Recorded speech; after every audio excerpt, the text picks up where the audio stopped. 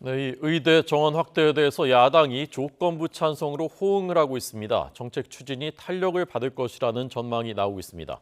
그러나 조금 전 보신 이 공공의대, 지역의대 문제, 또 지역의사제 여기에 대해서는 이견이 적지 않습니다. 이번엔 국회로 가보겠습니다. 박광렬 기자 나오십시오.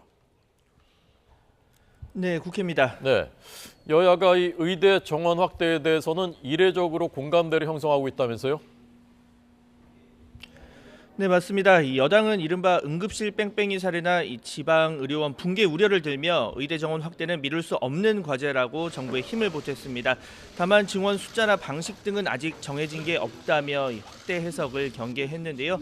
이 정부 여당의 입장을 먼저 정리한 뒤 개별 입법 관련 야당과의 협조에 나서겠다는 뜻입니다.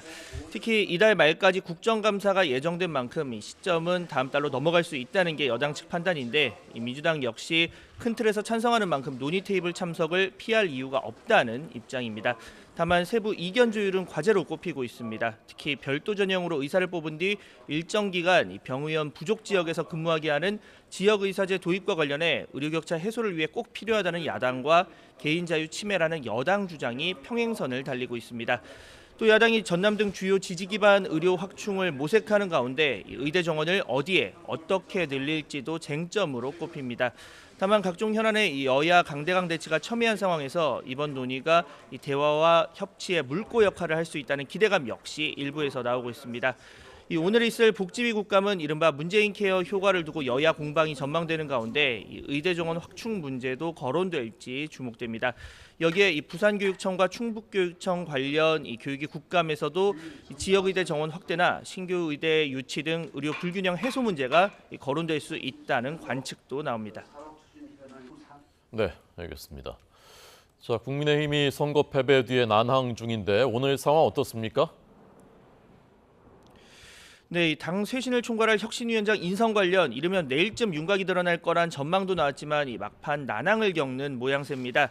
TK 사무총장을 놓고 당 안팎 잡음이 가시지 않는 가운데 분위기 반전을 위해선 쇄신 간판격인 혁신위원장이 그 어느 때보다 중요해진 상황인데요.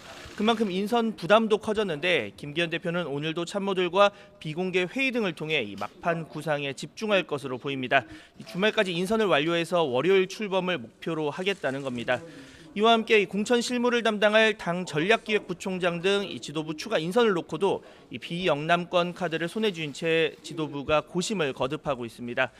보궐선거 승리로 한숨 돌린 민주당 역시 풀어야 할 과제가 쌓여 있습니다. 건강 회복에 전념 중인 이재명 대표의 복귀 뒤 첫 숙제로 당내 통합이 거론되고 있는데요. 이재명 체포한 가결파 징계청원에 응답해야 하는 상황입니다. 이르면 이번 주로 예상됐던 이 대표의 복귀가 늦어지면서 징계 여부를 두고 다양한 해석이 나오는 가운데 선거 승리로 당내 내용이 잦아든 만큼 징계 동력이 약해졌다는 기류 역시 고개를 들고 있습니다. 지금까지 국회에서 YTN 박광렬입니다.